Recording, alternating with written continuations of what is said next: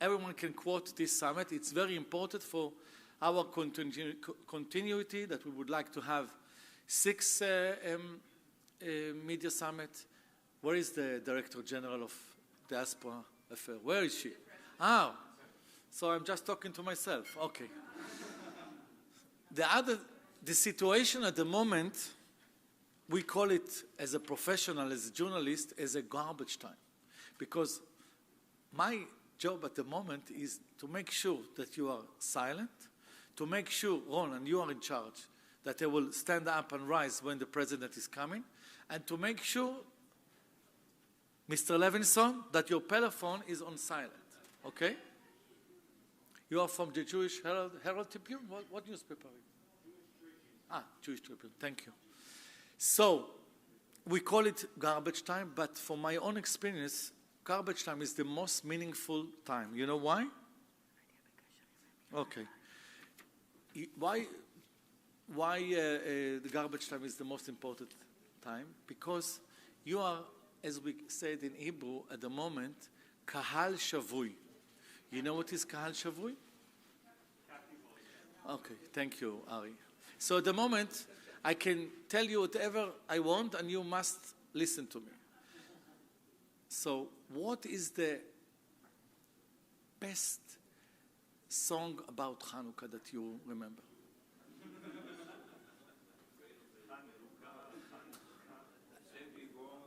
Okay. Sevivon is for the young generation. What about the adults? לגרש בידינו אור ואש, אחד אור קטן זו החושך האור.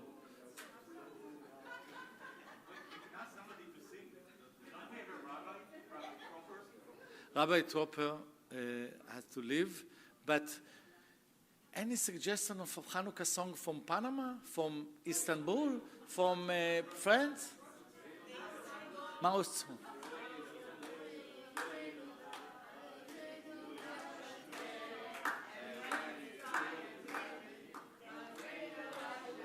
Lovely, again.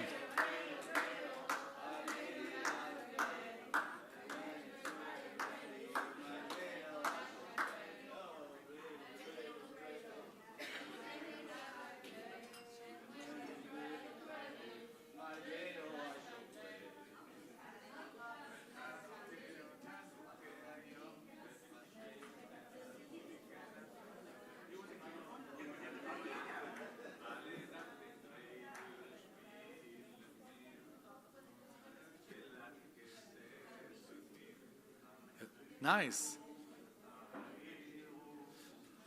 Oh.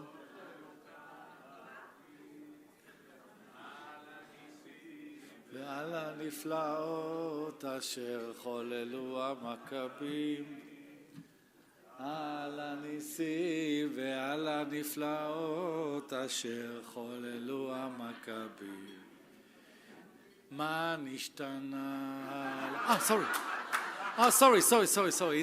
It's a different holiday, נכון? מה זה? פסח, לא? Any other suggestion? כן, איסטנבול. So, come with me, come.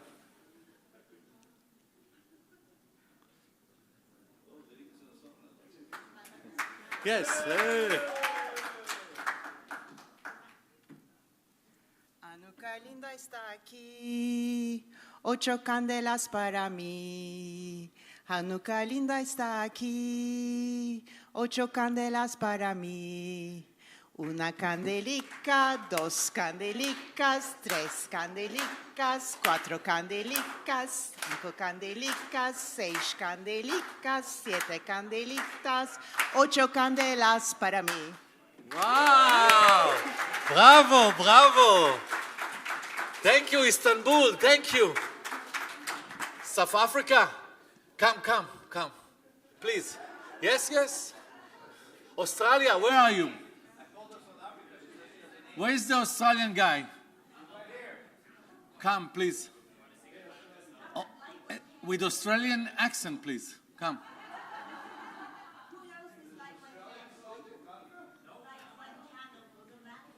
Where is the lady from Monaco? No, Monaco, Milano.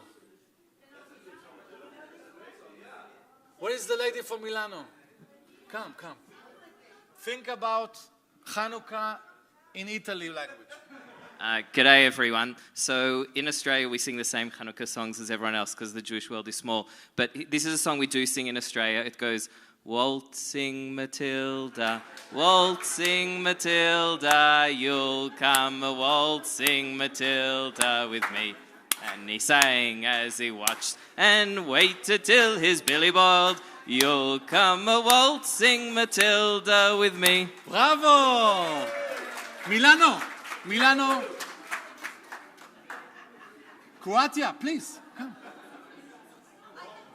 You have 30 seconds, please. באנו מאוסטרליה, נסענו לארץ של היהודים, עבדנו ולמדנו בקיבוץ עין צורים עם המדריכים דורית וניסים. בראבו! 20 seconds, קדימה. 20 seconds. Chick chuck. Okay. Light one candle for the Maccabee children, with thanks that their light didn't die. Light one candle for the pain they endured when their right to exist was denied. Light one candle for the terrible sacrifice justice and freedom demand. But light one candle for the wisdom to know when the peacemaker's time is at hand. Okay, thank you. Thank you very much for all the volunteers. Ron, are you ready? I'm ready. You are the Director General. You are the Commander. Okay. Ladies and gentlemen, please rise as we are delighted to welcome the President of Israel, Mr. Yitzhak Herzog.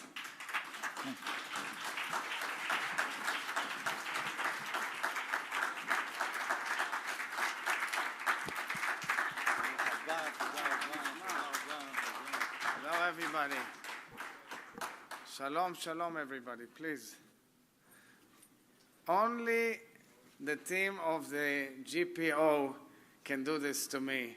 That I had to fix my schedule to come straight, get in the door, and get out. So, but it's because I pay great attention and importance to this conference.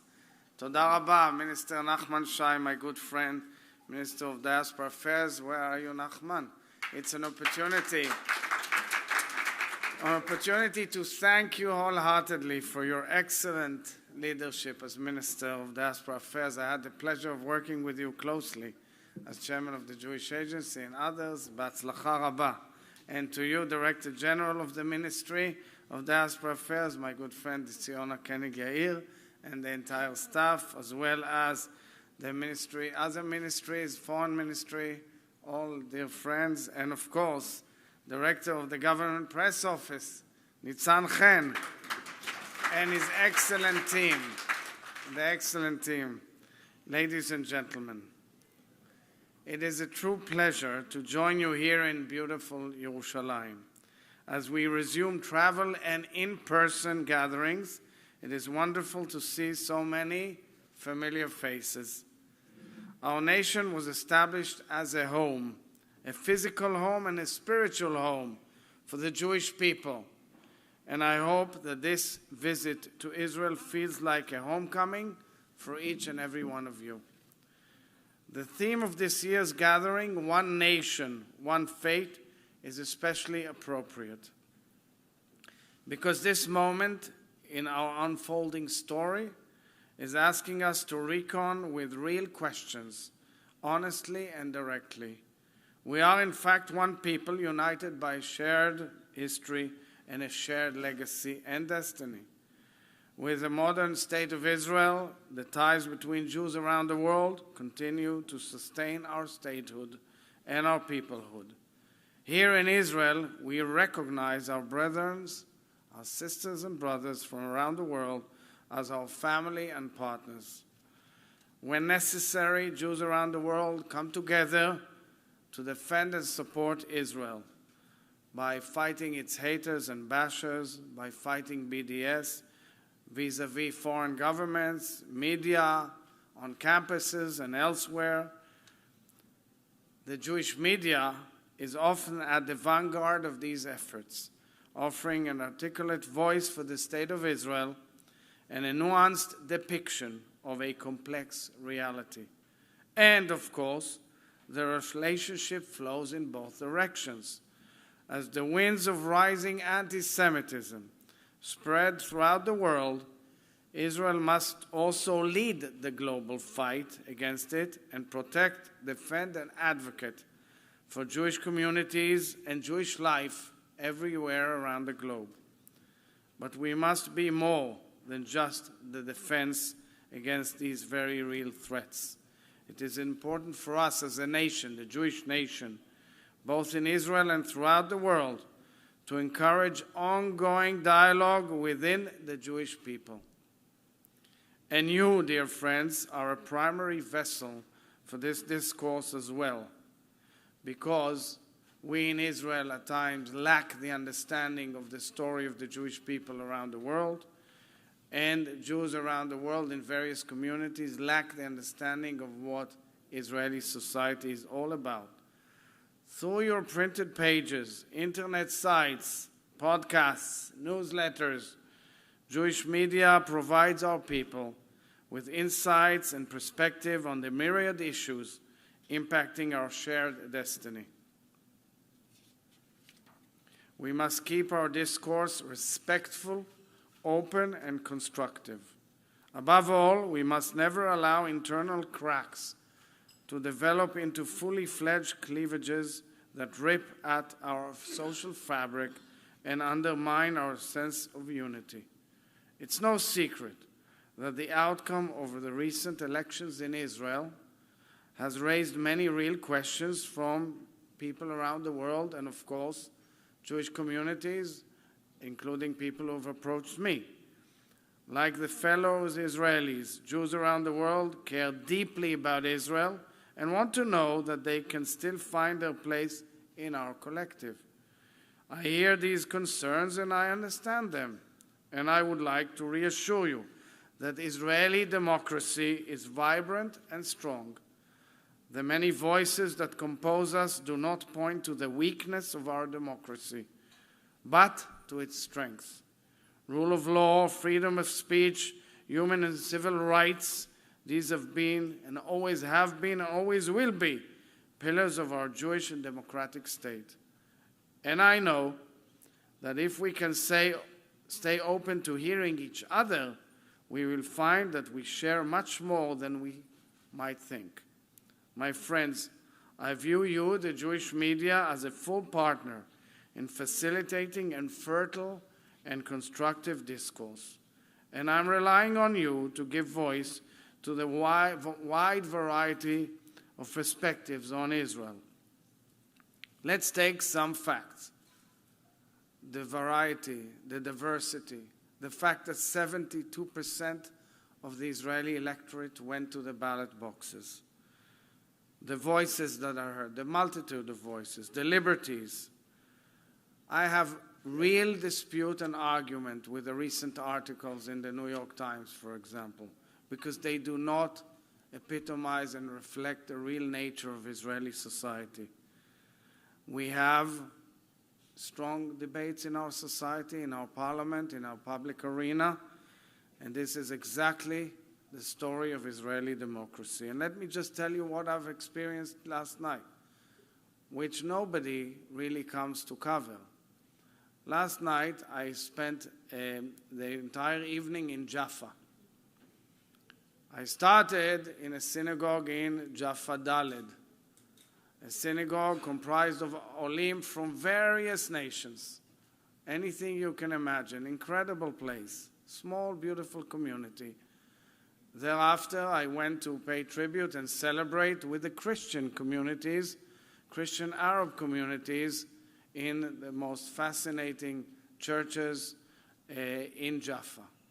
Communities of a variety of nature of Christian communities with their spiritual leaders and very successful, impressive people who have broken many glass windows and ceilings in Israeli society, including a former Supreme Court justice. And it was celebrated with Muslims and with Jews. And later on, we all went to the community center with the mayor of Tel Aviv, Jaffa, Ron Huldai, and in the crowd it was a beautiful mix of Jews, Muslims, Christians, Jews who came from Ethiopia, Jews who came from Russia and the Caucasus, from all North Africa, Muslims of all denominations and Christians of all denominations. And I just said to myself, I wish all of you could have been there and covered a different vista of Israel, which is not usually portrayed. And therefore, I call upon you and, of course, the international media to look more in depth into the real story of Israeli democracy and its beautiful diversity.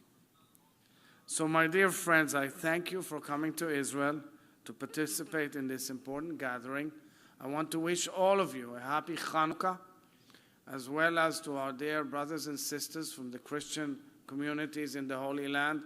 Merry Christmas and Happy New Year, and may we all celebrate in peace, joy, and unity. Toda rabba to all of you.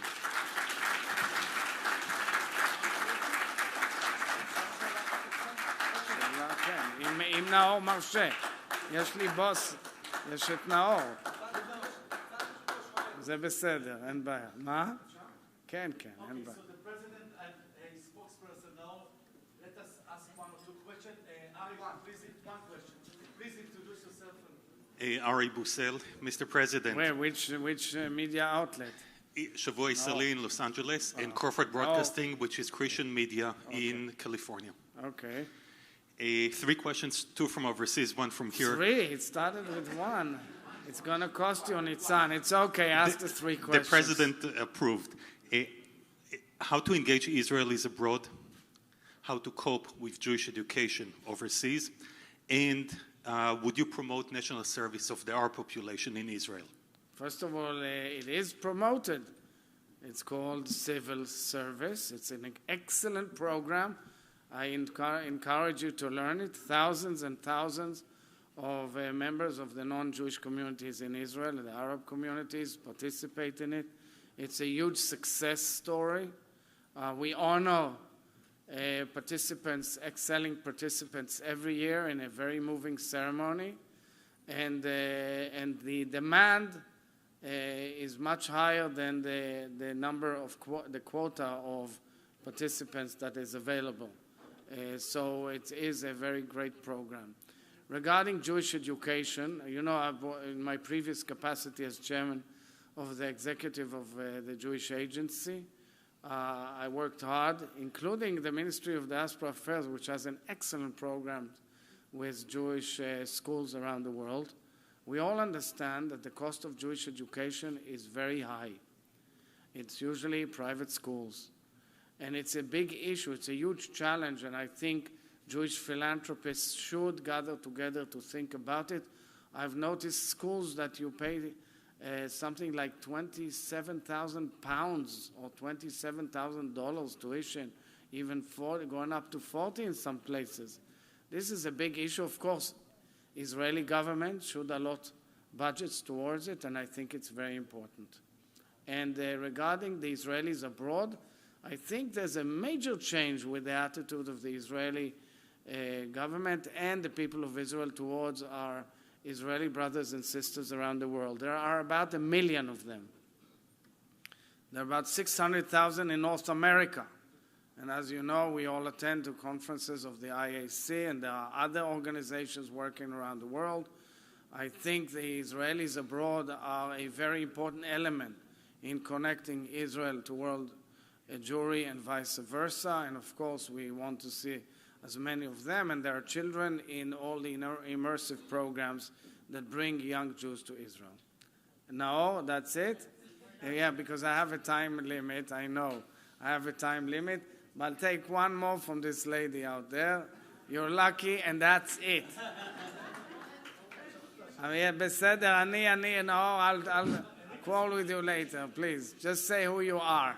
Hi, I'm Peter Krostmonder from South Africa. I've interviewed you before, Yes. when you were visiting. Yes, I great just to would really like to know your opinion on the new government or the But government. you just heard me, didn't you? Yeah.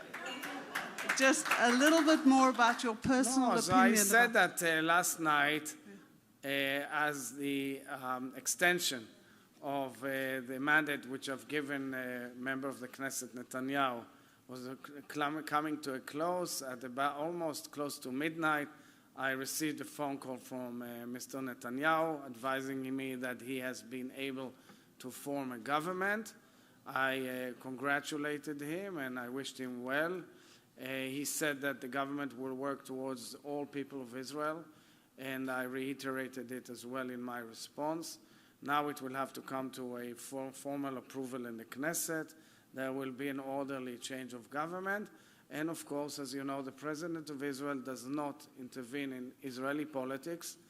But I did reiterate, and I think it's motherhood and apple pie, the basics, that the Israeli government should work towards the entire people of Israel. In my letter, in the extension, I also said towards the connection with the Jewish people worldwide, and in the spirit of our Declaration of Independence and the basic rules of Israeli Constitution. So thank you very much, all of you.